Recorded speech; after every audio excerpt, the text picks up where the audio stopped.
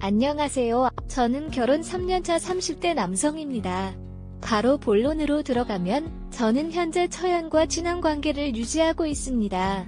몇 차례 정리를 시도하였지만 결국 헤어지고 다시 만나면서 지금까지 이어져 왔습니다. 처음에는 초반이 저를 유혹한 것이라 생각하며 원망도 많이 했습니다. 하지만 이젠 참을 수 없습니다. 지금은 냉처럼 느껴집니다. 처형과 뜨거운 친구 사이를 그만둬야 할 것 같습니다.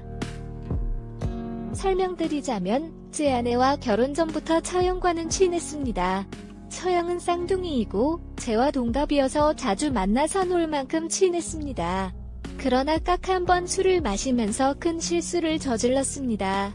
술에 취해서 처형을 제대로 알아보지 못하고 과감한 터치와 나쁜 언행을 저질렀습니다.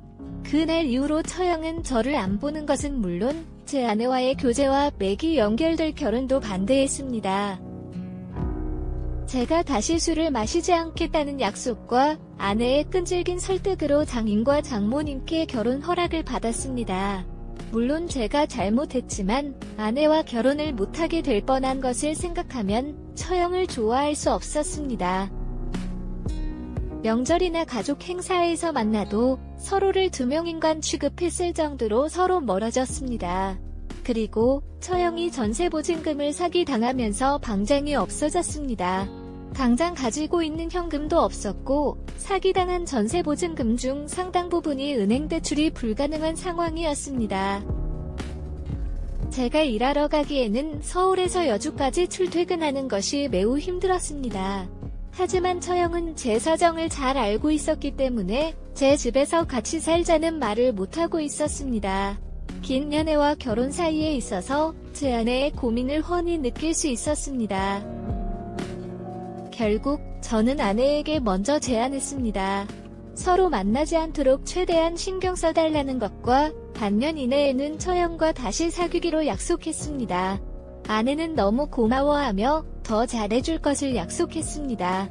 그리고 바로 처형에게 전화를 걸었습니다. 그 주말에 처형씨는 제 차를 빌려 이사를 왔습니다.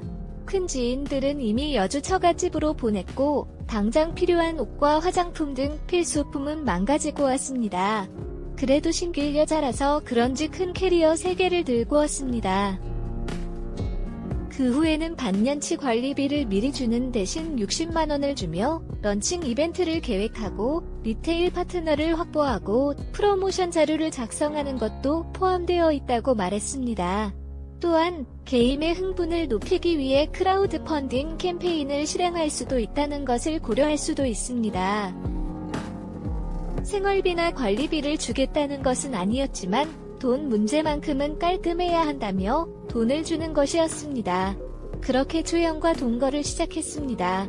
샤니 쉬어야 할 집에서 불편하게 있어야 하는 것도 자연스럽게 거실이 없는 방에서만 늦게 도착하는 것도 불편한 것이 한두 가지가 아니었습니다. 그 중에서도 가장 힘든 것은 아내의 압박이었습니다. 먼저 마음을 열고 잘 해주면 안 되냐?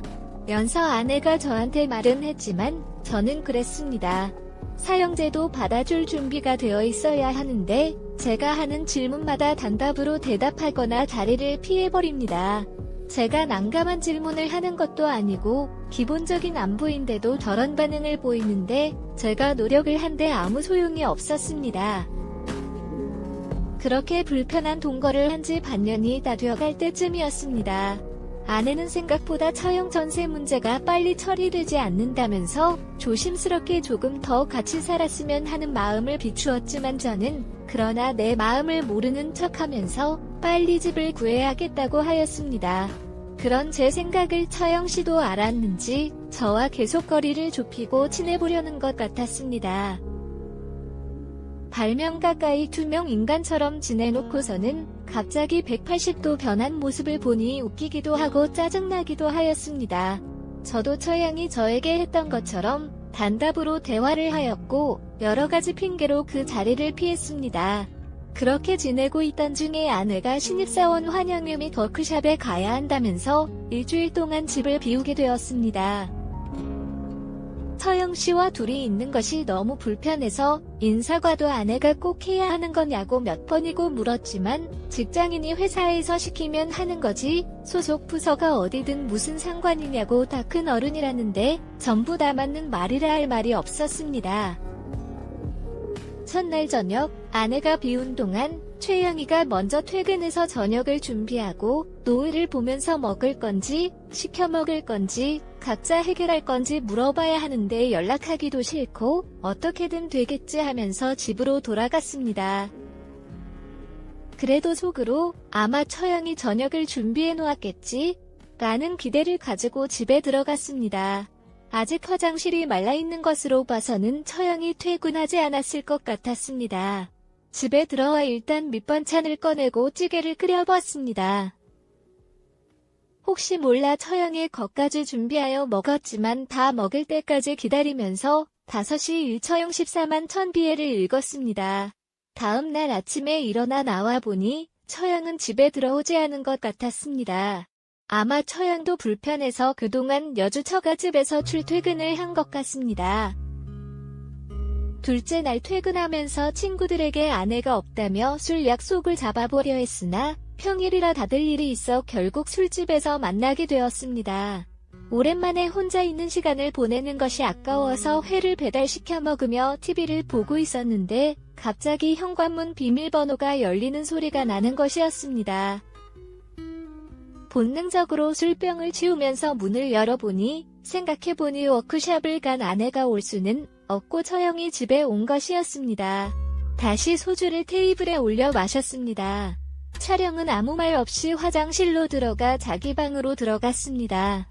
약 30분 정도 지났을 때 초인종 소리가 들려왔습니다.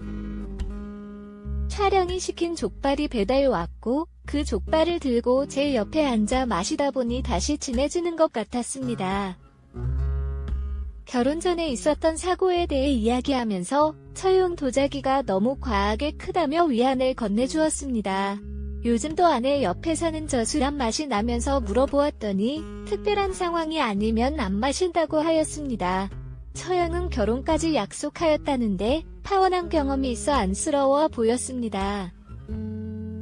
그렇게 늦게 술을 마시다 보니 처형이 점점 매력적으로 보이기 시작했습니다. 그러면서 5살처럼 보이는 처형의 몸과 향기 때문에 저는 긴장하게 되었습니다. 이제 제 정신을 차려야 한다는 생각에 처형이 일하는 동안 이제는 술을 마시지 않기로 결심하고 다음에 또 맛이 나면 술자리를 정리하기 시작했습니다. 그런데 처형이 일어나자 거실과 제 가슴에 두루가 내리쬐었습니다. 처형을 소파에 눕히고 거실을 치우고 나왔는데 다시 보니 처형은 다시 거실에 토를 하고 있었습니다.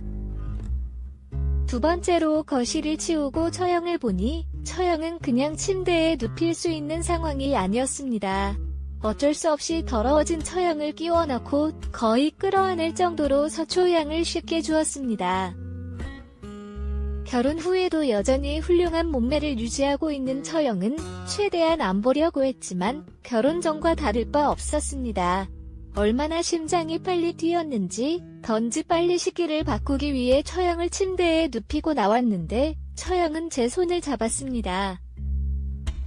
이미 다 보았다면서 이리 오라고 하면서 제게 키스를 하였고 저도 참지 못하고 뜨거운 시간을 보냈습니다. 그날 이후로도 아내가 없을 때면 처형과 뜨거운 친구로 지내고 있습니다. 꼬리가 길면 잡힐 수 있다는 것을 알고 있지만 멈추지 못하겠습니다. 현재는 아내에게 처형이 문제가 다 해결되고 나가고 싶을 때까지 지내도 된다고 하였고 아내는 고맙다면서 아무것도 모른 채로 제 사집에서 살고 있습니다. 그러나 그만두지를 못하고 있습니다. 처형도 그렇다고 합니다. 그만두지 못할 거라면 다 오픈하는 것이 맞을까요? 오늘의 사야하는 여기까지입니다. 구독과 좋아요, 알림 설정 부탁드립니다. 긴 글을 읽어주셔서 감사합니다. 끝까지 봐주세요. 약간 놀라주세요. 알린 사탕으로 그 꿈을 오빠들과 함께 이루어봅시다.